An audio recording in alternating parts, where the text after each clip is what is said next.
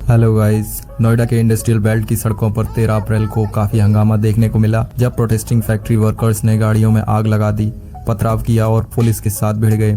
बहुत सारी यूनिट्स के वर्कर्स बड़ी संख्या में इकट्ठे हुए और एम्प्लॉयर्स पर कम वेजेस, इरेगुलर पेमेंट्स और एक्सप्लॉयटेटिव प्रैक्टिसेस के आरोप लगाए। ये प्रोटेस्ट इंडिया के लेबर मार्केट के एक बड़ी स्ट्रक्चरल इशू की तरफ इशारा करते हैं, जहां इंडस्ट्रियल भले ही फॉर्मली रजिस्टर्ड हों, लेकिन वहां काम करने वाले वर्कर्स के पास अक्सर रिटन कॉन्ट्रैक्ट्स और सोशल सिक्योरिटी जैसे बेसिक प्रोटेक्शन नहीं होते।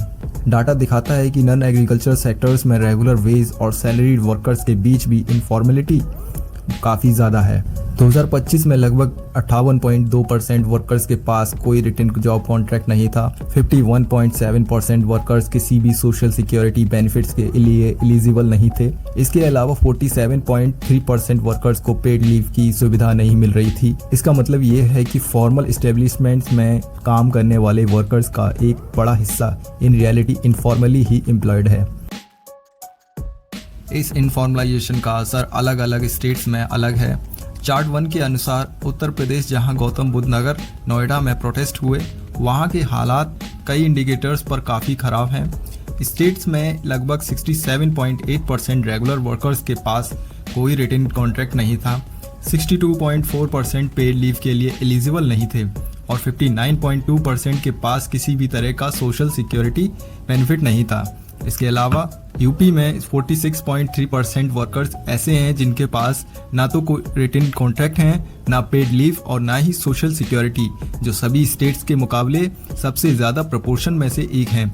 बिहार, छत्तीसगढ़ और राजस्थान में भी इन इंडिकेटर्स पर डेप्रिवेशन का लेवल काफ़ी हाई है। इस ट्रेंड के पीछे एक बड़ा फैक्टर कॉन्ट्रैक्ट लेवल पर बढ़ती डिपेंडेंसी है। डाटा दिखाता है कि टोटल इंडस्ट्रियल एम्प्लॉयमेंट में कॉन्ट्रैक्ट वर्कर्स का हिस्सा पिछले एक दशक में लगातार बढ़ा है, जो 2014 से 15 में 35% था। वो 2023 से 24 में बढ़कर 42% हो गया। ये एम्प्लॉयमेंट प्रैक्टिसेस में एक स्ट्रक्चरल शिफ्ट की तरफ इशारा करता है, जहां फर्म्स अब वर्कर्स के हायर करने के लिए ठेकेदार पर ज़्यादा भरोसा कर रही हैं।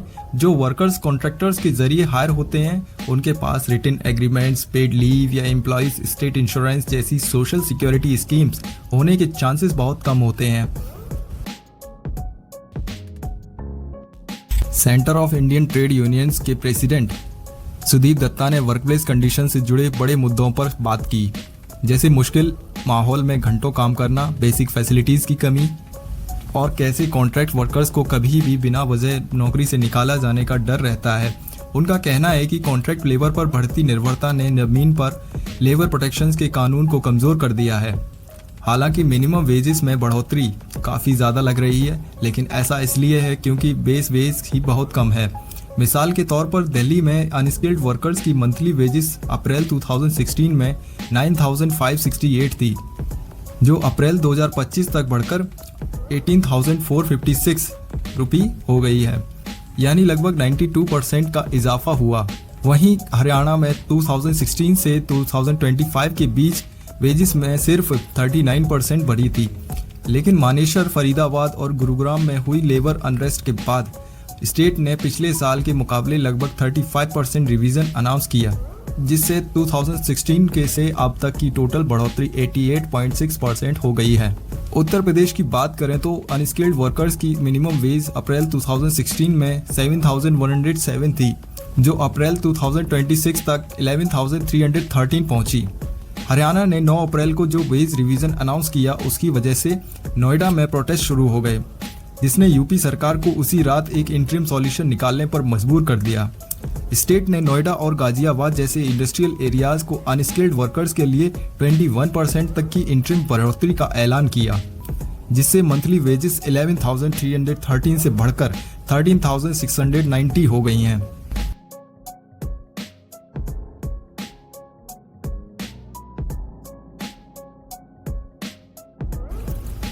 ये ध्यान देना भी जरूरी है कि उत्तर प्रदेश में मिनिमम वेजेस लोकेशन के हिसाब से अलग अलग होती हैं। गौतम बुद्ध नगर और गाजियाबाद जैसे इंडस्ट्रियल डिस्ट्रिक्ट्स के वर्कर्स को म्युनिसिपल एरियाज और दूसरे डिस्ट्रिक्ट्स के मुकाबले ज़्यादा वेजेस मिलती हैं, लेकिन नॉमिनल वेज में होने वाली बढ़ोतरी पूरी कहानी नहीं बताती। इंडस्ट्रियल वर्कर्स के लिए कंज्यूमर प्राइसेस, जो इन्फ्लेशन के एक बड़ा पैमाना है, इसी दौरान काफ़ी बढ़ गया है। लेबर ब्यूरो के CPI IW डाटा के मुताबिक 2016 से अब तक दिल्ली एनसीआर के बड़े इंडस्ट्रियल सेंटर्स में प्राइसेस 43.7% से 52.7% तक बढ़े हैं। दिल्ली में ये बढ़ोतरी लगभग 43.7% है, जबकि गुरुग्राम और गाजियाबाद में ये 50% से भी ज़्यादा है। कानपुर, लखनऊ, वाराणसी और आगरा जैसे यूपी के इंडस्ट्रियल सेंटर्स में ये इजाफा 49.8% से 51.5% के बीच है। प्रोटेस्ट के बाद हुई वेज रिवीजन के बावजूद वर्कर्स का कहना है कि ये बढ़ोतरी सिर्फ नाम मात्र है और बढ़ती महंगाई ने उनका हाथ तंग कर रखा है। पिछले कुछ महीनों में प्रेशर और बढ़ गया है क्योंकि कई इंडस्ट्रियल यूनिट्स इनपुट कॉस्ट बढ़ने की वजह से परेशान हैं। पहले यूएस टैरिफ की वजह से और अब स्टेट ऑफ हॉर्मुज़ में हो रही डिसरप्शंस की वजह से। मगर ट्रेड यूनियंस का तर्क है कि इसका सारा बोझ वर्कर्स पर डाला जा रहा है। CITU लीडर ने कहा, इंडस्ट्रीज पर चाहे जो भी प्रेशर हो उसे वर्कर्स पर ट्रांसफ़र नहीं किया जा सकता। वर्कर्स के लिए, जिनमें से ज़्यादातर माइग्रेंट्स हैं, इसका असर उनका रोज़ के खर्चों पर तुरंत दिखाई देता है। उन्होंने कहा, कौन से वर्कर के पास LPG कनेक्शन है वो रिटेल मार्केट पर निर्भर है, और साथ ही बताया कि पिछले महीने में कुकिंग फ्यूल के कॉस्ट लगभग 3,000 से 4,000 रुपये बढ़ गए हैं। डाटा इशारा करते हैं कि मसला सिर्फ वेजेस का नहीं बल्कि एम्प्लॉयमेंट के नेचर का भी है। यहाँ हमारा आर्टिकल ख़त्म होता है। इस आर्टिकल को मयंक कुमार और अशोक कुमार द्वारा लिखा गया है। ये आर्टिकल द हिंदू न्यूज़पेपर से एक्सप्लेन किया गया है। इस वीडियो से हम समझ सकते हैं आखिर वर्कर्स की क्या प्रॉब्लम थी। अब वक्त है वीडियो एंड। नेक्स्ट वीडियो में हम रिसेंट लेबर रिफॉर्म्स के बारे में बात करेंगे। वीडियो कैसा लगा कमेंट में बताएं। वीडियो लाइक एंड सब्सक्राइब कर लें जिससे हमें आगे बढ़ने का मोटिवेशन फॉर वॉचिंग अस।